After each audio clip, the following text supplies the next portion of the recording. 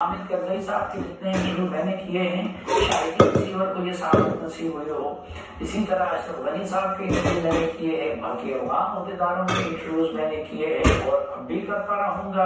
افغان طالبان رہنماؤں کے انٹرویوز بھی اگر مجھے ملتے ہیں تو میں وہ کروں گا. اس کا یہ مطلب تو نہیں ہے کہ میں ان کا ہم نوا لگ گیا. ٹی پی کے رہنماؤں کے انٹرویوز ہمارے ہاں جب اسٹیٹ کی طرف سے اجازت ملی ہے تو وہ میں نے کیے ہیں. اب اسپیسیفکلی ہم جب اس پہ آتے ہیں کہ کس کا انٹرویو چلنا چاہیے اور کس کا نہیں چلنا چاہیے, تو سب سے پہلے تو میں آپ کو یہ بتاؤں کہ مثلا آج کل کچھ لوگ میری ایک تصویر شیئر کر رہے ہیں شفیق مینگل صاحب کے ساتھ, اور جس میں جرنلسٹ احسان محسود بھی میرے ساتھ بیٹھے ہیں. تو آپ مجھے بتائیے کہ بطور جرنلسٹ نہیں بلکہ بطور انسان ایک بندہ اگر میری والدہ کی فاتحہ پہ آتا ہے تو کیا میں ان کو اپنے گھر سے باہر نکالوں گا؟ میں تو وہ انسان ہوں کہ جب اس کی والدہ کی رحلت ہوئی تو میرے حجرے میں ایک طرف مولانا صوفی محمد صاحب کے 3 صاحبزادے بیٹھے ہوئے تھے اور دوسری طرف وہ بندہ بیٹھا ہوا تھا, وہ ریٹائرڈ بریگیڈیئر جس پہ الزام ہے کہ انہوں نے مولانا صوفی محمد صاحب کے بیٹوں کو مارا تھا. اسی طرح میرے ایک طرف منظور پشتین بیٹھے ہوئے ہیں اور دوسری طرف چیئرمین سینٹ بیٹھے ہوئے ہیں. وہاں پہ اگر گورنر شاہ فرمان اور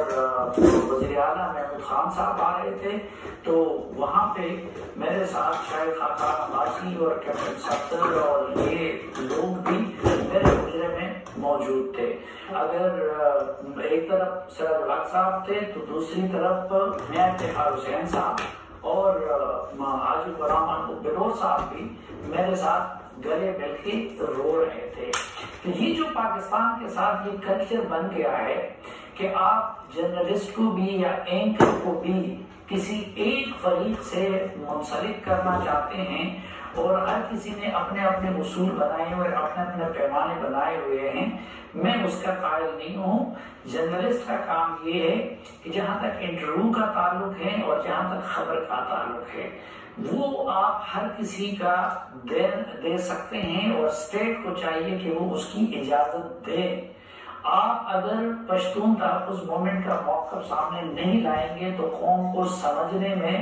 اور ان کے بارے میں رائے قائم کرنے میں مدد کیسے ملے گی؟ آپ جانتے ہیں کہ میں شروع دن سے اس کا وکیل رہا ہوں کہ پشتون تحفظ موومنٹ کو اپنی رائے دینی چاہیے. اب میں نے شفیق مینگل کی بات کی تو شفیق مینگل تو میرے پاس فاتحہ کے لیے آئے تھے, لیکن الیکشن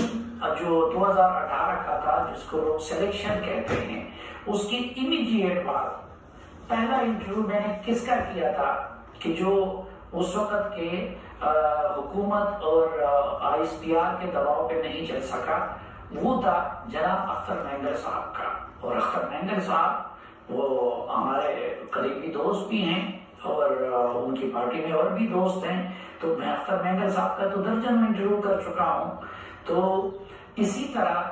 دوسرا انٹرویو جس کا روکا تھا الیکشن کے بعد وہ مولانا فضل الرحمان صاحب کا تھا اور وہ نہیں چل سکے, اور وہ جی اور اس کی بھی غلطی نہیں تھی کیونکہ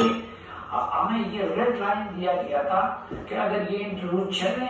تو اس کے نتیجے میں پھر آپ کا چینل بند ہوگا.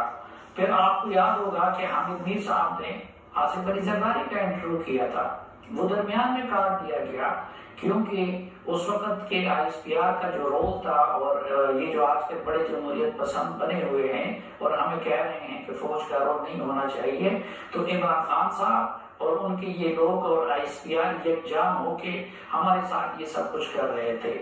پھر اس کے بعد جب میں نے کالم لکھا ایک الیکشن جو میں نے دیکھا کہ عنوان سے, تو باہر کے کتنے انٹرولرز کو پتا